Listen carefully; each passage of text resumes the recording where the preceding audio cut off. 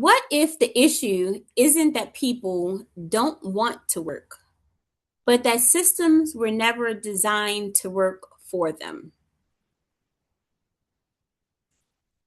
Good morning, and welcome to Disrupting Poverty Through Leadership that Develops Results AM Talk Show. I'm your host, Dr. Tekemia Dorsey, and today we're tackling a critical driver of poverty disruption: workforce development. But not just any workforce development that actually works. Let's be clear. We hear it all the time. There's a talent shortage. But the question we should be asking is there truly a shortage of talent or a failure in how we develop and access it? Because across communities, there are capable, motivated individuals, yet they remain disconnected from opportunity. That's not a people problem.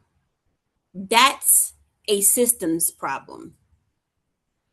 Today, we're going to break down how leaders can build workforce strategies that create real economic mobility.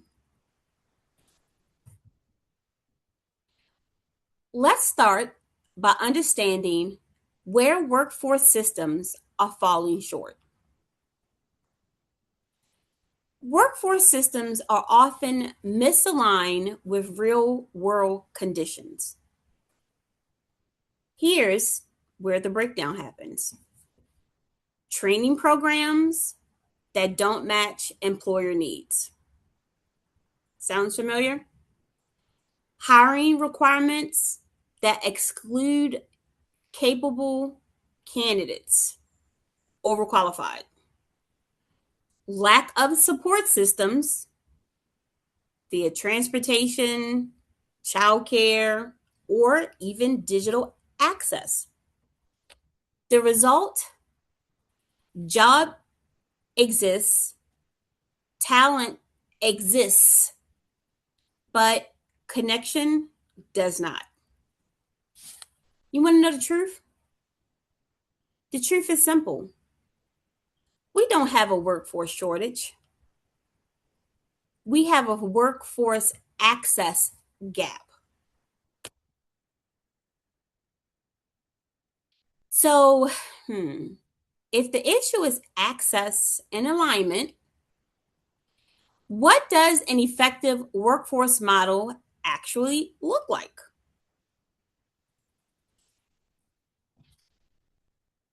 Workforce development that works is not reactive. It's intentional. It's about building pipelines, not programs. What does that mean, Dr. Dorsey? Simple. That means partnering with education institutions to align skill or skills with demand. That means creating entry points that don't rely solely on degrees, especially now that most degrees to the Department of Education are no longer considered professional degrees. That means offering paid training and apprenticeships straight out of high school, across the spectrum, including students with disability. That means establishing clear pathways from entry level to advancement. If there is no pathway, there's no progress. Leaders must ask, are we creating opportunities or just announcing them? Because announcing them is not a pathway and it leads to no progress. So once again, Leaders must ask, are we creating opportunities or are we just announcing them? But even the best pipelines fail without the right support systems. Let's address the reality that many professionals overlook. People don't need just jobs. They need the ability to access and sustain employment. What does that include, Dr. Dorsey? That includes reliable transportation, affordable childcare, flexible scheduling, digital access, and literacy. When these barriers are ignored, opportunity becomes theoretical, not practical. And leadership that delivers results design systems that remove friction.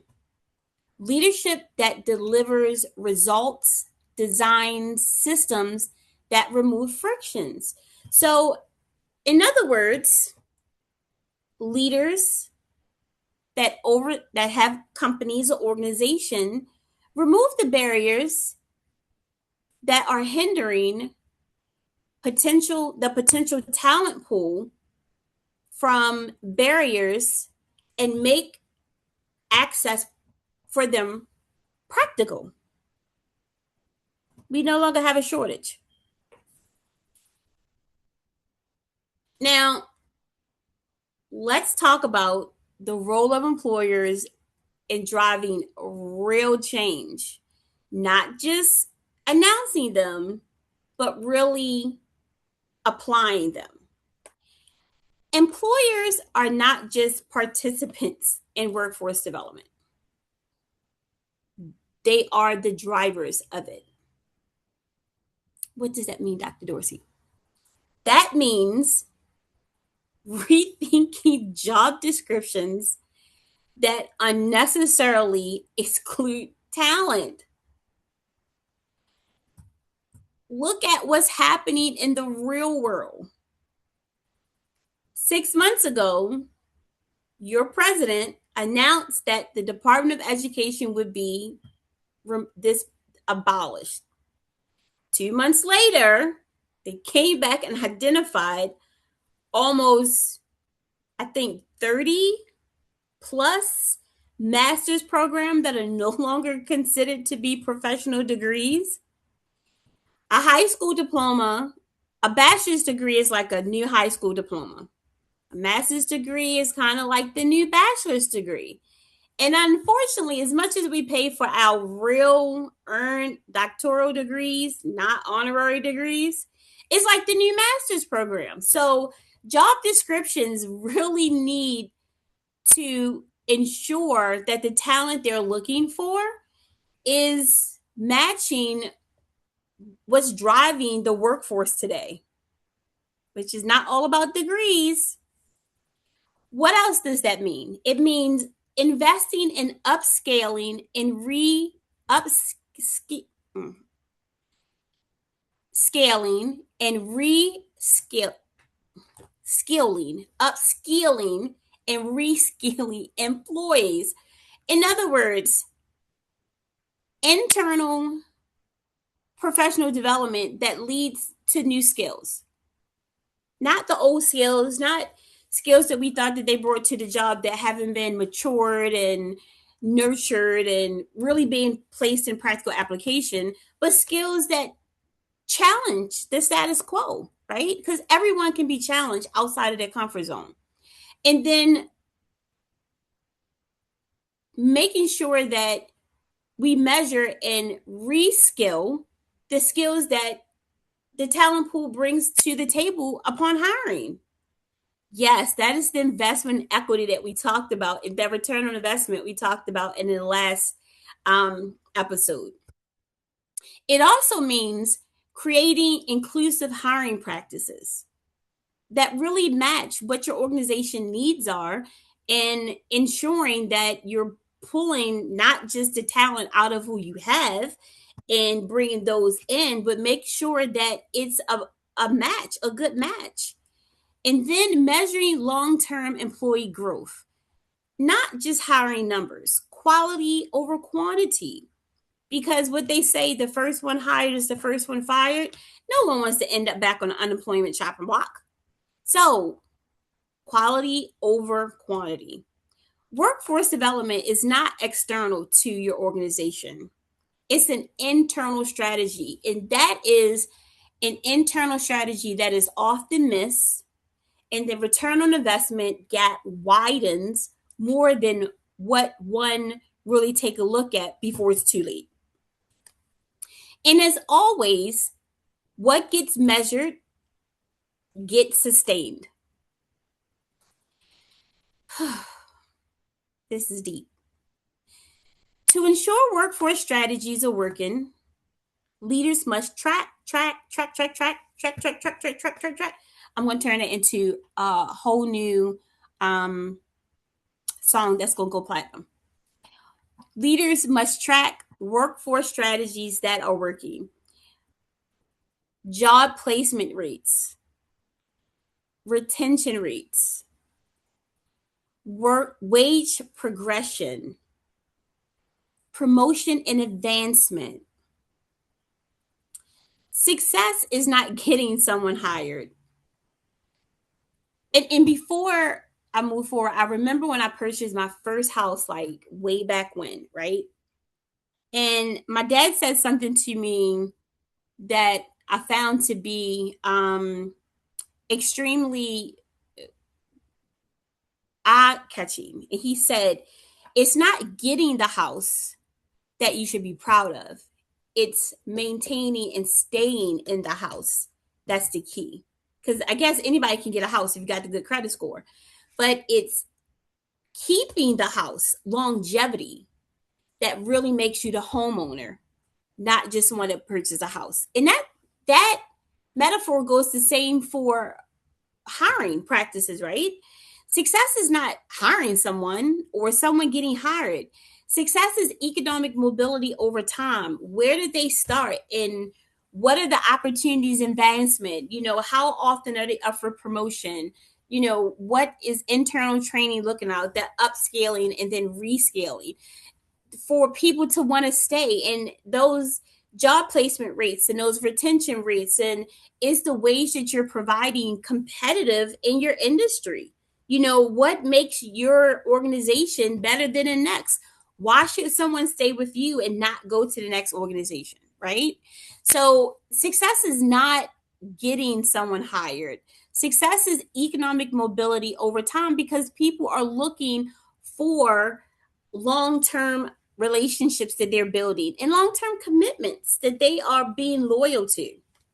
So let's bring this all back into focus. If you are a leader watching this, here is your workforce challenge. Identify one barrier preventing access to employment in your organization. That should be easy.